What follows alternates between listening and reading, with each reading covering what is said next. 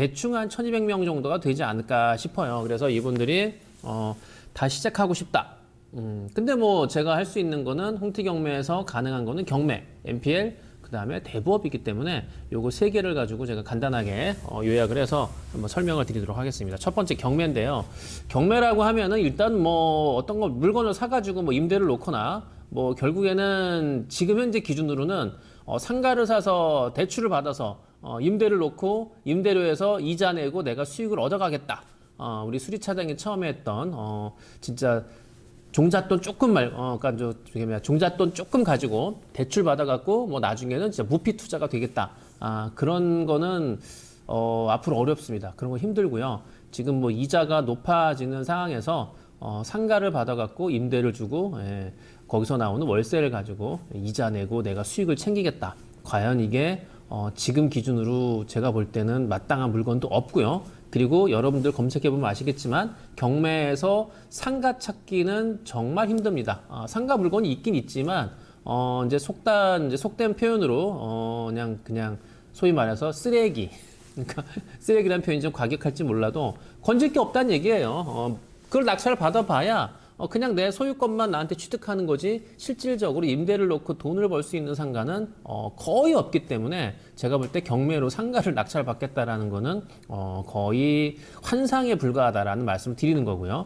자, 그러면 결국에는 이제 경매를 할 수 있는 거는 보통 사람들이 뭐 그렇다고 뭐 몇백억, 몇십억 하는 빌딩은 불가능하니까 보통 일반적으로는 집장사인데 아파트, 빌라, 뭐 주택 갖고 집장사인데 근데 이게 결국에는 어찌됐든 뭐 양도세, 취득세, 보유세, 뭐 취득세 낮춰주고 보유세 낮춰준다고 하더라도 결국에는 이게 집을 뭐든지 싸게 사서 비싸게 되파는 게 기준이고요. 이제 요걸 맞춰야 되는데 과연 이게 지금 기준으로 이게 여기서 썼지만은 어지간한 수익으로 이게 과연 조족지혈이겠죠. 아니 뭐 그 큰 동물들은 사람도 마찬가지잖아요. 여기 피를 내면은 그냥 여기 바늘만 찔려도 굉장히 많은 피가 나오죠. 깊이 찔리면 더 많이 나오고. 근데 뭐 새 발의 피라는 거는 새가 뭐 찔려봐야 뭐 요만한 그 다리에 피가 얼마나 나겠습니까? 그래서 조족지혈이라고 쓰는 얘기인데 제가 볼 때는 맞아요. 이게 어지간한 수익으로는 이 집장사 경매로다가 낙찰을 거주용으로 뭐 주택이든 아파트는 받아가지고 이게 돈을 벌겠다라고 하는 게 지금 기준으로는 제가 볼 때는 정말 아니 많이 벌면 괜찮아요. 뭐 어마어마하게 많이 남아서 세금을 내고도 많이 남으면 돼. 근데 제가 볼 때는 어지간한 것 갖고는 힘들지 않을까라는 생각을 하게 되는 거죠. 자, 그리고 이 다주택자들에 대한 어떤 대책이라는 게 이게 이제 여기서 장단인데 뭐 어느 장단에 춤을 추냐라고 얘기하는 게 여기서는 빠르게 여기서는 4분의 3박자 여기는 뭐 8분의 6박자 예를 들어서 박자가 다르면 아니 어디를 맞춰요 내가 이 사람한테 맞추면 여기서 뭐라고 하고 여기 맞추면 얘가 뭐라고 하고 지금 다주택자에 대한 어떤 주택 그 정책이 지금 뭐 정권 바뀔 때마다 이것도 수정이 되는 거고요. 그리고 뭐 지금 마찬가지로 뭐 조금 뭐 대출 규제를 풀어준다고 하는데 문제는 대출 규제는 풀어주지만 DSR 너 얼마 버니? 너 버는 거 기준으로 해서 대출해 줄게라고 하는 그 DSR은 수정을 안 하고 있기 때문에 실질적으로 크게 혜택을 받을 수 있는 사람들은 많지 않다. 그러다 보니까 여기서 제가 쓴 대로 춤출 준비만 하다가 그냥 끝나는 시간만 낭비하는 경우가 많이 있다. 거기다가 이율이 높잖아요. 지금 이자가 높아지다 보니까 대출 받아서 옛날에 했던 식으로 경매 낙찰 받고 뭐 내 돈은 조금 들어가고 대출 많이 받고 80% 90% 받고 근데 지금은 이자 감당이 이게 생각을 해보면 이걸 가지고서 수익을 낸다는 게 타산이 안 맞아요. 그러다 보니까 여기서 제가 쓴 대로 득보단 실이 크죠. 에너지만 낭비되는 거지. 기껏 힘들게 임장하고 낙찰받고 명도하고 힘들게 했는데 잘 처리해서 되팔았어.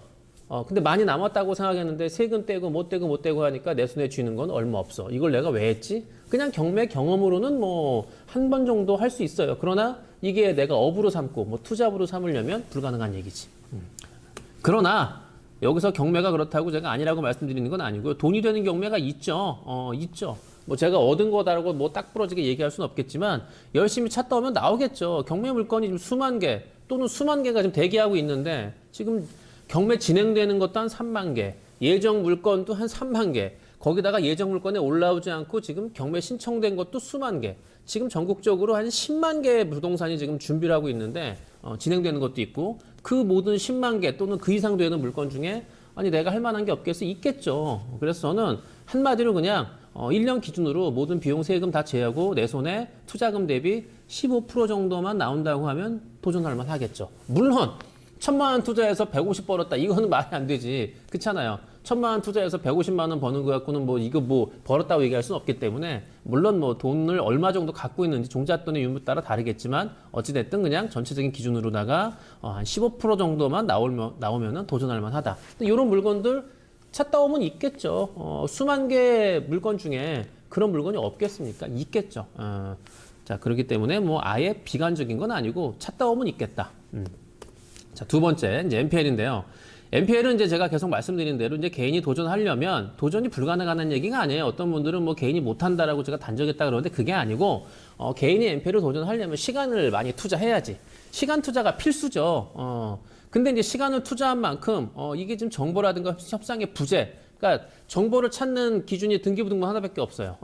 그리고 협상이라는 것도 뭐 이게 이 사람이 어떻게 나올지 뭐 미리 예측이 불가능하기 때문에 이런 것들은 직접 맞닥뜨리기 전에는 알 수가 없다.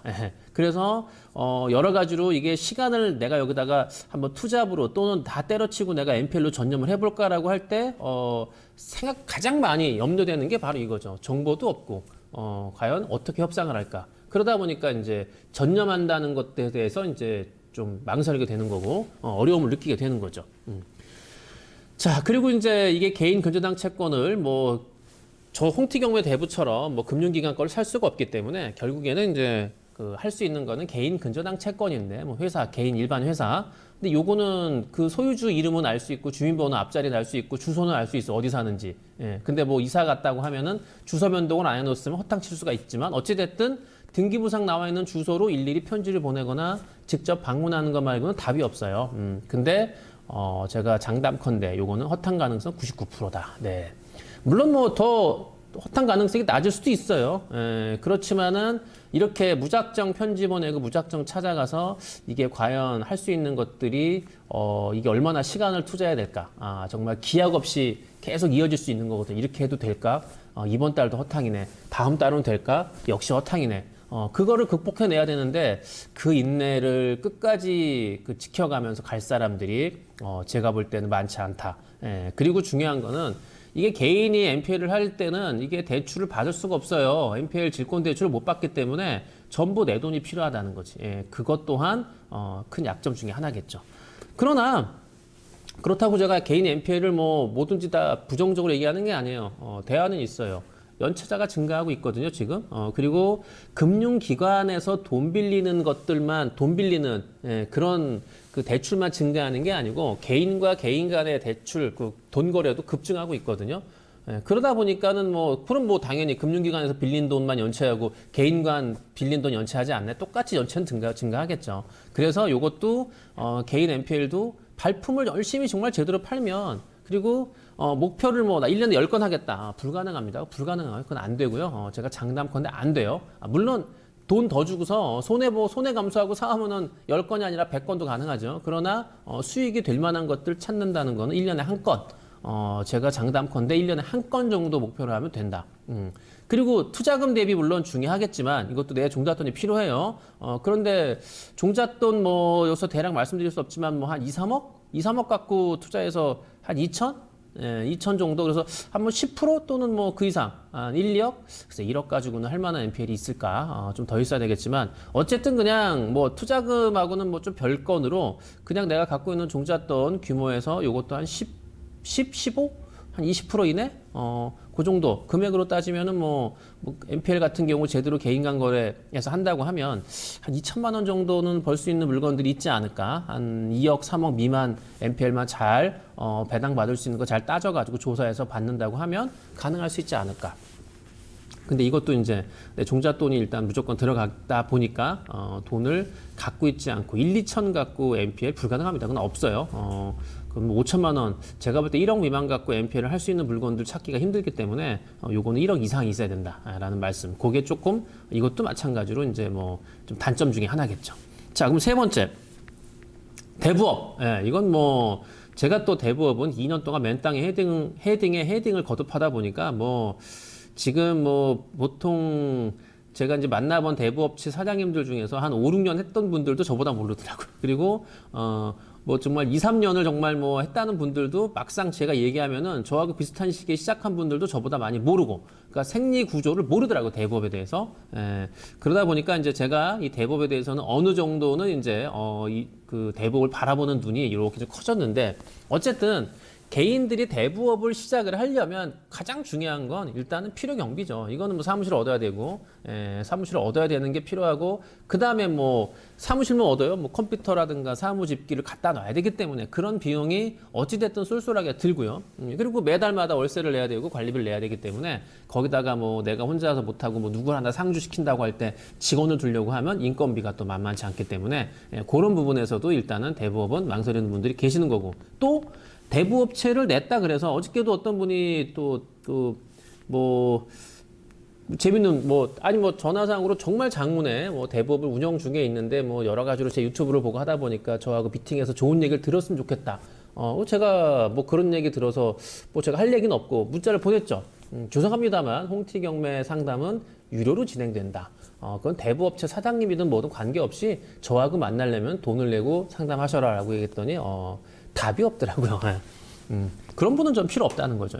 본인이 정말 그 장문의 문자를 쓸 때, 정말 저한테 도움 구할 게 너무 많고 듣고 싶은 게 있으면 20이 아니라 100만 원을 낸다고 하더라도 와서 듣는 게 맞다고 저는 생각하거든요. 저는 가치가 있다고 생각하면은 투자를 해야지. 근데 그거를 공짜로 저한테 얻으려고 한다? 천만의 말씀이라는 말씀을 드리는 겁니다, 여기서. 자, 그래서 이건 이제 다시 돌아와서. 자, 근데 문제는 이제 이 대부업체를 만드는 게 중요한 게 아니라 대부업체를 냈는데 운영을 어떻게 할 거며, 그 다음에 물건을 어떻게 받아올 거야. 그냥 광고를 할 겁니까? 제가 안타까운 우리 홍티김 회원 얘기 드렸잖아요. 저한테 얘기 안 하고, 물론 저한테 얘기하고 대법을 저한테 얘기 안 하고 냈다 그래서 제가 그분을 잘못했다 탓하는 게 아니라 미리 좀 말씀을 해주면 제가 어드바이스를 해드릴 수 있고, 충고를 해드릴 수 있고, 조언을 해드릴 수 있고, 길잡이를 좀 해드릴 수 있는데, 그냥 혼자 내가지고 지금 거의 10몇 억이라는 돈을 지금 사기를 당해갖고, 그 전세 사기를 당한 거예요. 그런 일이 벌어지다 보니까 이게 그냥 검증되지 않은 중개업체, 또는 검증되지 않고 나한테 다이렉트로 연락 오는 사람들만 그 말만 믿고 그냥 덜커덕하고 대출해 주다 보니까 그런 식으로 이제 문제가 생기는 거죠. 그래서 운영을 어떻게 할 거며, 대출 중개를 누굴 찾고 어떻게 나갈 거냐. 그리고 대출자가 왔어요. 이 사람이 이게 돈을 제대로 이자를 낼까? 진짜 이 부동산이 임차인 넘는 게 맞아? 이걸 어떻게 판단할 거예요. 그리고 자서를 봤는데 진짜 그 자서의 내용들이 그 내용들을 어떤 식으로 내가 검증을 할 거며, 서류를 어떻게 검증할 거며, 이런 것들이 결국에는 경험 없이 시작했다가는 쪽박 차는 거죠. 그래서 좀 안타까운 일이 그 주변에 직접 있었잖아요, 제가.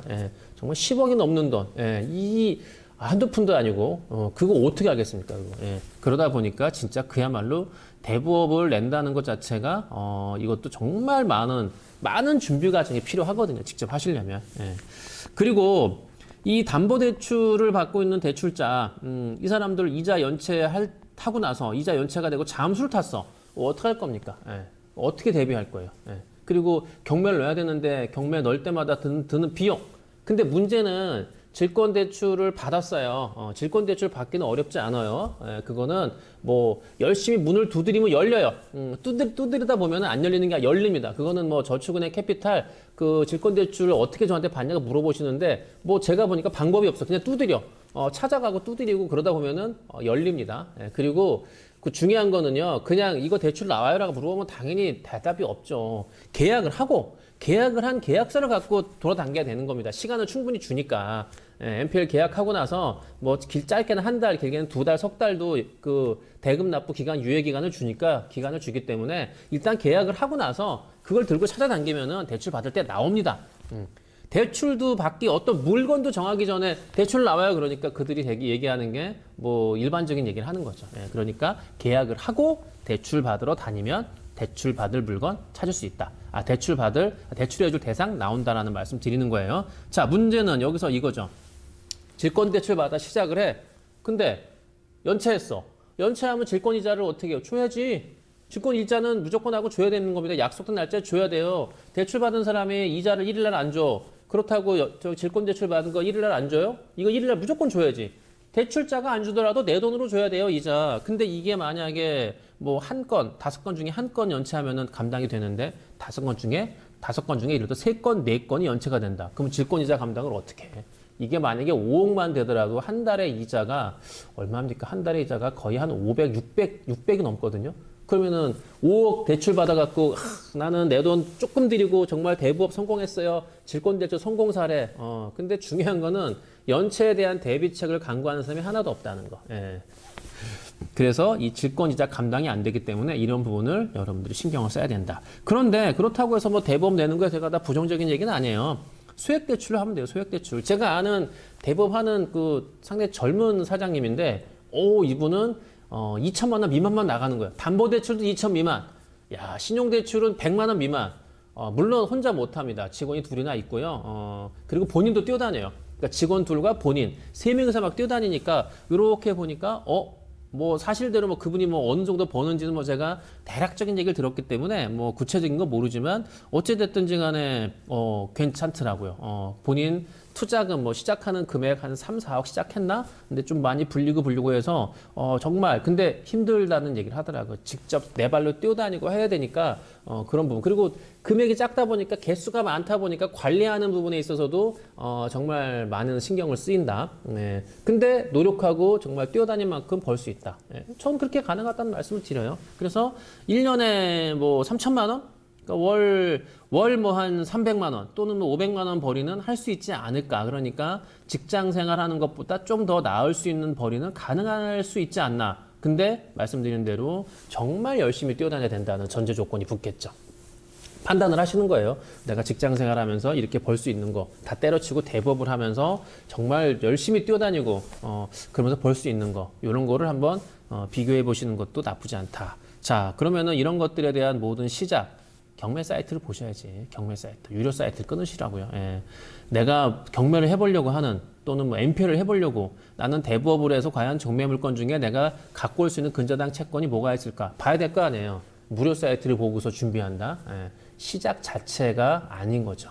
돈 주고 유료 사이트 끊어서 보시라고 제가 말씀을 드려요. 하루 1시간 검색을 하셔야지. 오늘 하고 내일 못 하고. 제가 경매 스터디할 때 계속 말씀드렸잖아. 경매를 여러분 제대로 하고 싶어요? 그 매일 검색하시라고. 매일 30분씩이라도 반복해서 쉬지 않고 하시라고. 오늘 하고 내일 쉬고 모레 하고 그 다음날 쉬고. 저는 경매든 MPL이든 대부업이든 뭐하고 똑같냐. 제가 수학을 해서 그런지 몰라도 수학하고 똑같다. 수학이라는 게 매일 해야지 늘거든요. 아니 실력이 출중한 애는 오늘 안 해도 되지. 저는 뭐 오늘 수학 안 한다고 해서 뭐 미적분 문제를 못 풀진 않아요. 어제 가는 거 풀겠지 제가. 왜? 해놓은 게 있으니까 가능한 거지만 이제 도전을 하고 하는 입장에서는 매일같이 해야 된다. 그래서 하루 1시간 이상 검색은 필수다. 그리고 주말을 이용해서 현장을 가야죠. 그냥 책상에 앉아갖고 컴퓨터로 요즘 로드뷰가 잘 돼 있어. 로드뷰로 보는 거하고 현장 보는 거하고 천지 차이입니다. 여러분들 역삼역에서 강남역까지 로드뷰 보세요. 내리막길이거든요, 이게. 제가 어저께도 제가 어저께 영상 찍으면서 제가 그 얘기 했잖아. 역삼에서 강남역까지가 약간 한 15도, 20도 내리막길이에요. 그런데 로드뷰를 보면은 내리막인지 아닌지를 판단이 안 돼. 예, 직접 봐야지 알아요. 내리막 오르막은 뭐 가파른 데야 로드뷰도 나오겠지만 어지간한 경사는 모른다는 거죠. 그만큼 제가 현장이 중요하다는 말씀을 드리는 거예요. 그래서 앉아서 이루어지는 거 없다. 현장 가보셔라. 근데 이런 시간, 노력, 투자 난 힘들겠는데? 그럼 그만두셔야지. 못하는 겁니다. 이런 것들이 수반되지 않으면 힘들다. 그리고 가장 중요한 거 정보가 넘쳐나요. 정보가. 여러분들 경매 유튜브에서 뭐 경매만 치더라도 경매하는 사람 얼마나 많습니까?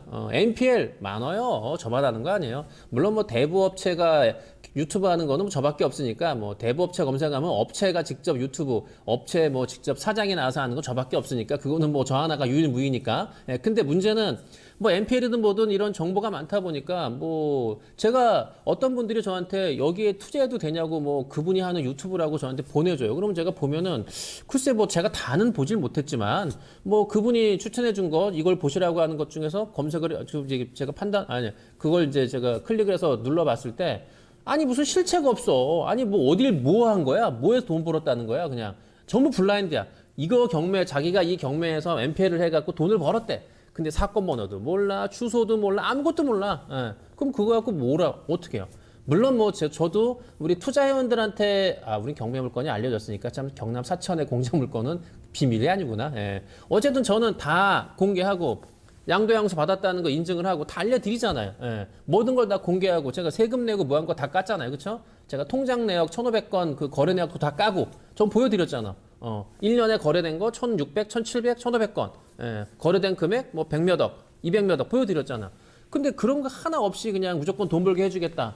글쎄 그런 거에 혹하는 사람들이 있다는 거에 참 어쨌든 이게 정보가 많다 보니까 정보의 혼탁 속에 판단력을 잃게 되는 거죠. 저는 그러고 생각하기 때문에 검증이 필요해요. 그래서 뭐 만약에 뭐 제가 뭐 일일이 상담을 해드리고 검증할 수는 없고요. 그냥 여러분들이 뭐 어디를 들었다. 뭐를 뭐 누구한테 뭐 소개를 받았다. 아니면 어디 가서 뭐 강의를 들었다. 근데 투자를 하라고 권한다. 근데 이게 진짜 사실인지 여부. 그러면 그 내용 정보를 보내주시면 법률적인 검토는 김 변호사하고 그다음에 의논을 해갖고 제가 법률적인 거 제가 경매 MPL 대법에서 제가 또 경험했던 것들 종합해갖고 한번 저희도 공부하는 거니까 확인해가지고 이거는 하지 마셔라 하라 뭐 대충적인 그런 것들은 이제 알려드릴 수 있다 말씀을 드립니다. 자, 그리고 이제 마지막으로 여러분들이 뭐라도 시작하겠다고 마음을 먹었다면은 글쎄 저처럼 뭐 2시 50분에 기상을 한 말씀을 못 드리고 그건 거의 뭐 저는 이게 업이니까 하는 거고 일반 직장 다니는 분들이 2시 반에 일어나서 어떻게 생활합니까? 불가능하니까 그건 하지 마시고 그러나 5시 기상은 필요하다.